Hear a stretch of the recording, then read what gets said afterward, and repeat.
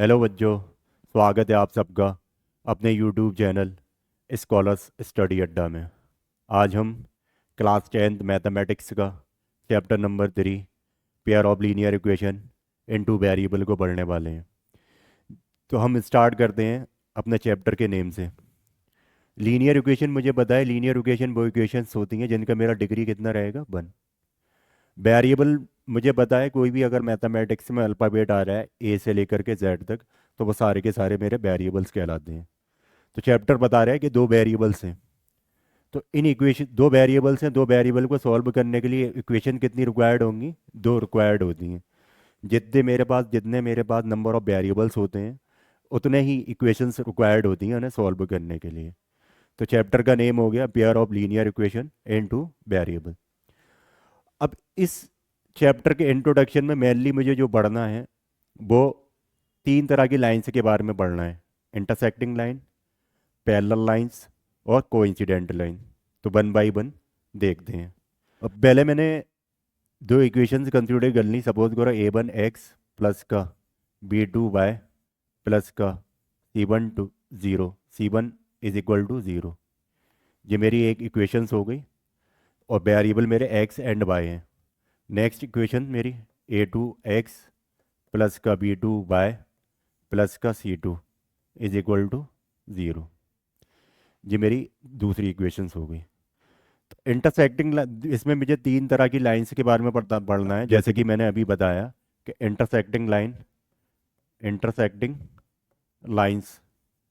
Intersecting lines के case में जो मेरा कोफिशिएंट का रेशियो होता है, एक्स के कोफिशिएंट का रेशियो, यानी कि a1/a2 is not equal to b1/b2 के होता है। अगर मैं इंटरसेक्टिंग लाइन के केस में सॉल्यूशंस की बात करूँगा कि कितने नंबर ऑफ सॉल्यूशंस आते हैं, तो मेरे पास सॉल्यूशंस आते हैं only one solution, only one solution. और इसको ही हम बोल देते हैं unique solution, unique solution. Next मेरे दूसरी तरह की लाइन आती है कोइंसिडेंट लाइन।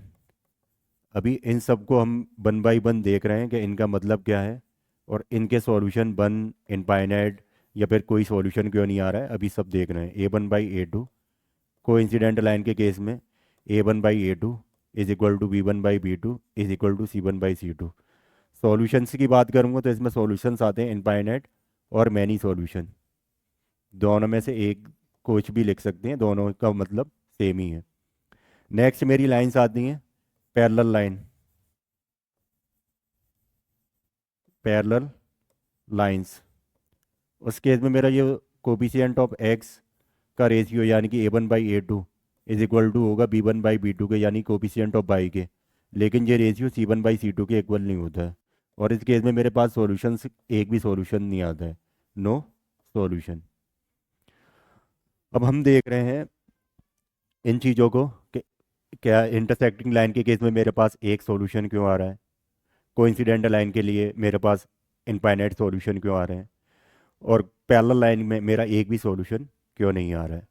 स्टार्ट करते हैं। मैंने एक, सपोज करो, इसका ग्राफ बनाया। मुझे बताया ये मेरी एक्स एक्सिस, ये मेरी वाई एक्सिस। मैंने पहले स्टार्ट करता हूँ इंटरसेक्टिंग लाइन से। इंटरसेक्टिंग लाइन यानी कि दो ऐसी लाइन होंगी जो एक दूसरे को कट करेंगी।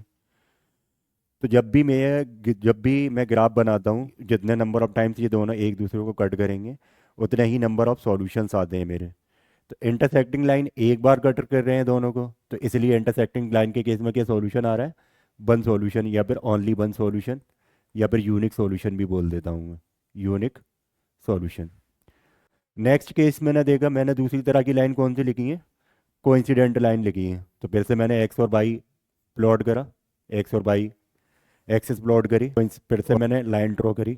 पहली लाइन सपोज करो ये जा रही है, तो दूसरी इक्वेशन की जो लाइन होगी, जब मैं इसको ड्रॉ करने जाऊंगा ग्राफ के ऊपर, तो दूसरी लाइन भी जो होगा पहली लाइन के ऊपर ही लाई करेगी। तो इसलिए कोइंसिडेंट लाइन के केस में मेरे पास कितने नंबर ऑफ सॉल्यूशंस आ रहे हैं, इनफाइनाइट सॉल्यूशंस आते हैं। नेक्स्ट लाइन से मेरे पास कौन सी लाइन्स आ रही हैं, पैरेलल लाइन। पैरेलल लाइन मुझे पता है वो लाइन जो दोनों एक दूसरे को कभी भी इंटरसेक्ट नहीं करेंगे। तो सॉल्यूशंस मेरा तब आता है जब दो दो लाइन एक दूसरे को कट कर जाएंगी। तो पैरेलल लाइन के केस में तो अगर मैं इन दो इन दोनों लाइंस को आगे भी बढ़ाते जाऊंगा, कभी भी ये इनफाइनाइट तक एक दूसरे को कट नहीं करेंगे। इसलिए पैरेलल लाइन के केस में एक भी सॉल्यूशन नहीं आता है। अभी हमने ये देख लिया, चैप्टर का नेम समझ लिया है हमने, parallel line, coincident line and intersecting line का केस समझ लिया कि इनके कोफिशिएंट रेशियो क्या होते हैं। इंटरसेक्टिंग लाइन के केस में कोफिशिएंट ऑफ एक्स का रेशियो कोफिशिएंट ऑफ वाई के रेशियो के इक्वल नहीं होगा। नंबर ऑफ सॉल्यूशन कितने आएंगे, वन सॉल्यूशन या फिर यूनिक सॉल्यूशन। कोइंसिडेंट लाइन के केस में कोफिशिएंट ऑफ एक्स का रेशियो, कोफिशिएंट ऑफ वाई का रेशियो को और मेरा कांस्टेंट टर्म का रेशियो क्या होगा, सेम रहेगा या फिर इक्वल रहेगा। नेक्स्ट मेरा पैरेलल लाइन, पैरेलल लाइन के केस में मेरा कोफिशिएंट ऑफ एक्स का रेशियो कोफिशिएंट ऑफ वाई के रेशियो के इक्वल होगा, लेकिन कांस्टेंट टर्म के रेशियो के इक्वल नहीं होगा, और उसमें मेरे सॉल्यूशंस क्या आएंगे, नो सॉल्यूशन आएगा।